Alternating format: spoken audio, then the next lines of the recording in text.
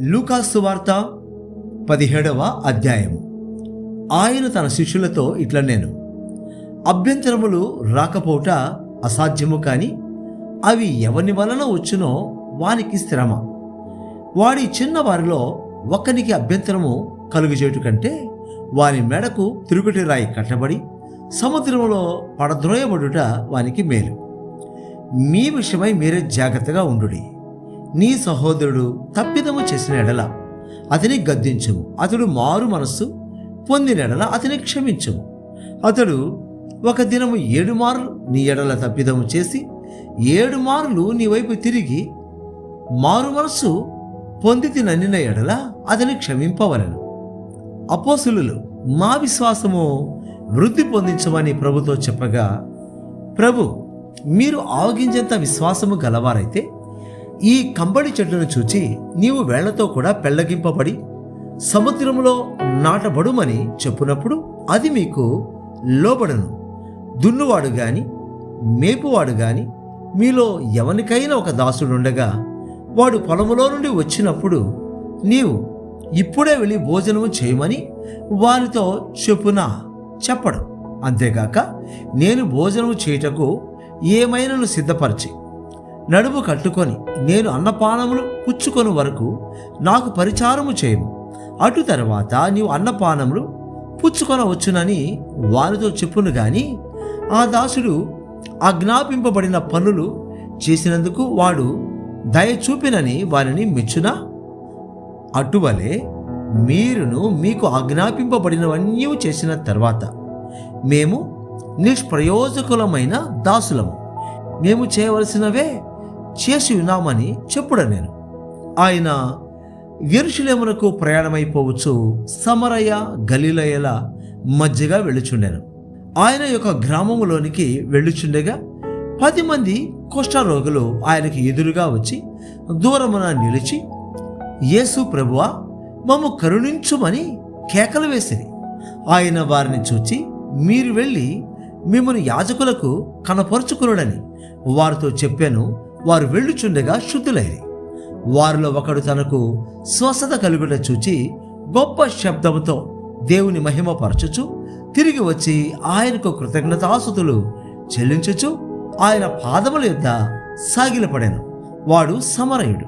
అందుకు యేసు, 10 మంది శుద్ధులైరి కారా, ఆ 90 ఎక్కడా?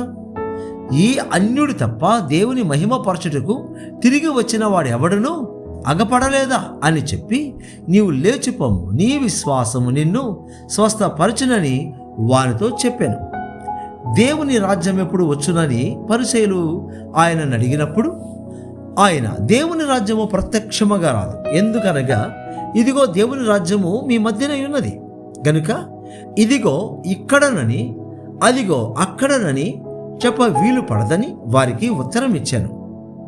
మరియు ఆయన తన శిష్యులతో ఇట్లా నేను మనుష్య కుమారుని దినములలో ఒక దినము చూడవలనని మీరు కోరు దినములు వచ్చును గాని మీరు ఆ దినమును చూడరు. వారు ఇదిగో ఇక్కడనని అదిగో అక్కడనని మీతో చెప్పినడలా వెళ్ళకుడి, వెంబడింపకుడి.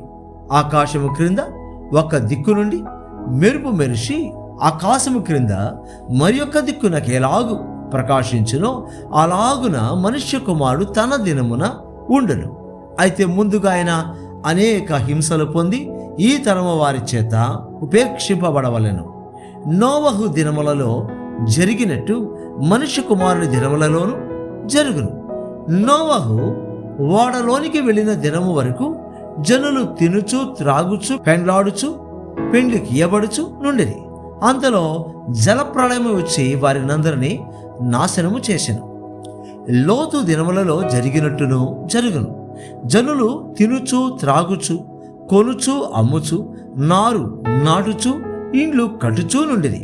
అయితే లోతు సొదొమ విడిచిపోయిన దినమున ఆకాశము నుండి అగ్ని గంధకములు కురిసి వారినందరినీ నాశనము చేసెను. ఆ ప్రకారమే మనుష్య కుమారుడు ప్రత్యక్షమగు దినమున జరుగును. ఆ దినమున మిద్దె మీద ఉండువాడు ఇంట ఉండు తన సమగ్రని తీసుకుని పోవుటకు దిగకూడదు.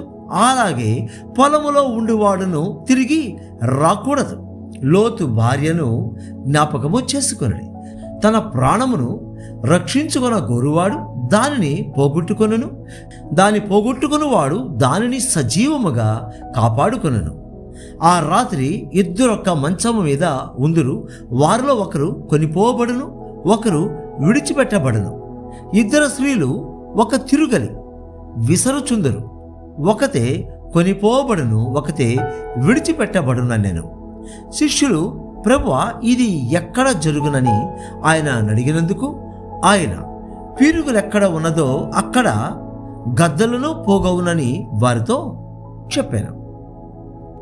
లూకా సువార్త 18వ అధ్యాయము.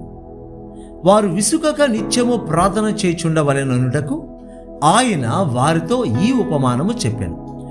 దేవునికి భయపడకయు మనుషులను లక్ష్యపెట్టకయు నుండి ఒక న్యాయాధిపతి ఈ యొక్క పట్టణములో ఉండెను. ఆ పట్టణములో ఒక విధవరాలును ఉండెను. ఆమె అతని యొద్దకు తరచుగా వచ్చి, నా ప్రతివాదికిని నాకును న్యాయము తీర్చుమని అడుగుచూ వచ్చెను. గాని అతడు కొంతకాలము ఒప్పకపోయాను. తర్వాత అతడు, నేను దేవునికి భయపడకయు మనుషులను లక్ష్యపెట్టకయు ఉండినను ఈ విధవరాలు నన్ను తొందర పెట్టుచున్నది గనుక ఆమె మాటి మాటికి వచ్చి గోజాడకుండునట్లు ఆమెకి న్యాయము తీర్తునని తనలో తాను అనుకొనెను. మరియు ప్రభు ఇట్లా, నేను అన్యాయస్తుడైన ఆ న్యాయాధిపతి చెప్పిన మాట వినుడి. దేవుడు తాను ఏర్పరచుకొనిన వారు దివారాత్రులు తన్ను గూర్చి మొరపెట్టుకొనుచుండగా వారికి న్యాయము తీర్చడా? ఆయన వారికి త్వరగా న్యాయము తీర్చెను. వారి విషయమే కదా ఆయన దీర్ఘశాంతము చూపుచున్నాడని మీతో చెప్పుచున్నాను. అయినను మనుష్య కుమారుడు వచ్చినప్పుడు ఆయన భూమి మీద విశ్వాసము కనుగొనునా? తామే నీతిమంతులని తమ్ము నమ్ముకొని ఇతరులను తృణీకరించు కొందరితో ఆయన ఈ ఉపమానము చెప్పాను. ప్రార్థన చేటుకై ఇద్దరు మనుషులు దేవాలయమునకు వెళ్ళిరి. వారిలో ఒకడు పరిసయ్యుడు, ఒకడు సుంకరి. పరిసయ్యుడు నిలువబడి, దేవా, నేను చోరులను, అన్యాయస్తులను, వ్యభిచారులునైనా ఇతర మనుషుల వలెనైనను ఈ సుంకరి వలెనైనను ఉండనందుకు నీకు కృతజ్ఞతాస్తుతులు చెల్లించుచున్నాను. వారమునకు 2 మార్లు ఉపవాసము చేయొచ్చు. నా సంపాదన అంతటిలో 10వ వంతు చెల్లించుచున్నానని తనలో తాను ప్రార్థించుచుండెను. అయితే సుంకరి దూరముగా నిలుచుండి ఆకాశం వైపు కన్నులెత్తుటకైనను ధైర్యము చాలక రొమ్ము కొట్టుకొనుచు, దేవా, పాపినైన నన్ను కరుణించుమని పలికెను. అతని కంటే ఇతడు నీతిమంతుడుగా తీర్చబడి తన ఇంటికి వెళ్ళెనని మీతో చెప్పుచున్నాను. తన్ను తాను హెచ్చించుకొనివాడు తగ్గింపబడుననియు, తను తాను తగ్గించుకొనివాడు హెచ్చింపబడుననియు చెప్పాను.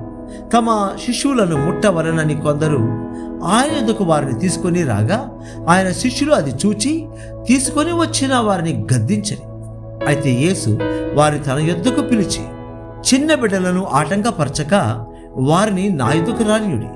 దేవుని రాజ్యము ఇలాంటి వారిది. చిన్న బిడ్డ వలె దేవుని రాజ్యము అంగీకరింపనివాడు దానిలో ఎంత మాత్రమును ప్రవేశింపడని మీతో నిశ్చయంగా చెప్పుచున్నాను. నేను ఒక అధికారి ఆయనను చూచి, సద్బోధకుడా, నిత్య జీవమునకు వారసుడనగుటకు నేనేమి చేయవలనని ఆయనను అడిగాను. అందుకు యేసు, నేను సత్పురుషుడనని ఎలా చెప్పుచున్నావు?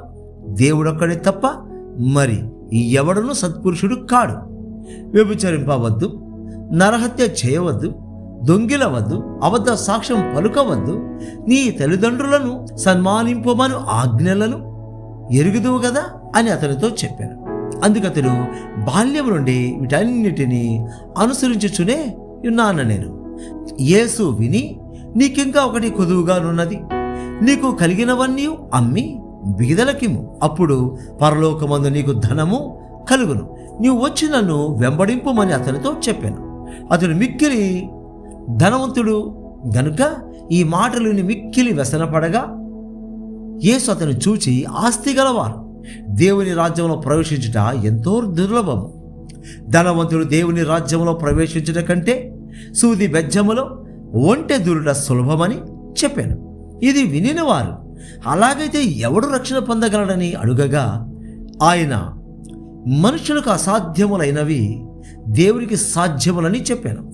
పేతురు, ఇదిగో మేము మాకు కలిగినవి విడిచిపెట్టి నిన్ను వెంబడించితిమనగా ఆయన, దేవుని రాజ్యం నిమిత్తమై ఇంటినైనను, భార్యనైనను, అన్నదమ్ములనైనను, తల్లిదండ్రులనైనను, పిల్లలనైనను విడిచిపెట్టిన వాడెవడను ఇహమందు చాలా రెట్లును పరమందు నిత్య జీవమును పొందకపోడని నిశ్చయంగా మీతో చెప్పుచున్నానని వారితో అనెను.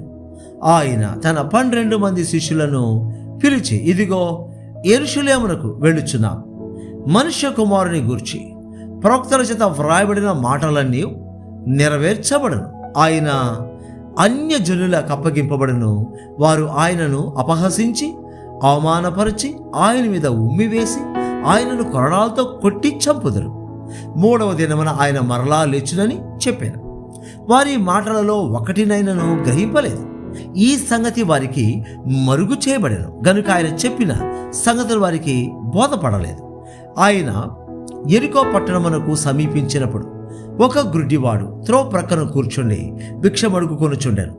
జన సమూహము దాటిపోచున్నట్టు వాడు చప్పుడు విని ఇది ఏమని అడుగగా, వారు నజరేయుడైన యేసు ఈ మార్గమున వెళ్ళుచున్నాడని వానితో చెప్పిరి. అప్పుడు వాడు, యేసు, దావీదు కుమారుడా, నన్ను కరుణించుమని కేకలు వేయగా, ఊరకుండువని ముందర నడుచుచుండిన వారు వానిని గద్దించిరి గాని వాడు మరీ ఎక్కువగా, దావీదు కుమారుడా, నన్ను కరుణించుమని కేకలు వేశాను. అంతటి యేసు నిలిచి వానిని తన యొద్దకు తీసుకుని రమ్మన్నాను. వాడు దగ్గరకు వచ్చినప్పుడు ఆయన, నేను నీకేమి చేయగోరుచున్నావని అడుగగా, వాడు, ప్రభువా, చూపు పొందగోరుచున్నాను నేను. యేసు, చూపు పొందుము, నీ విశ్వాసము నిన్ను స్వస్థపరచునని వానితో చెప్పాను. వెంటనే వాడు చూపు పొంది దేవుని మహిమపరచుచు ఆయనను వెంబడించెను. ప్రజలందరూ అది చూచి దేవుని స్తోత్రము చేసిరి.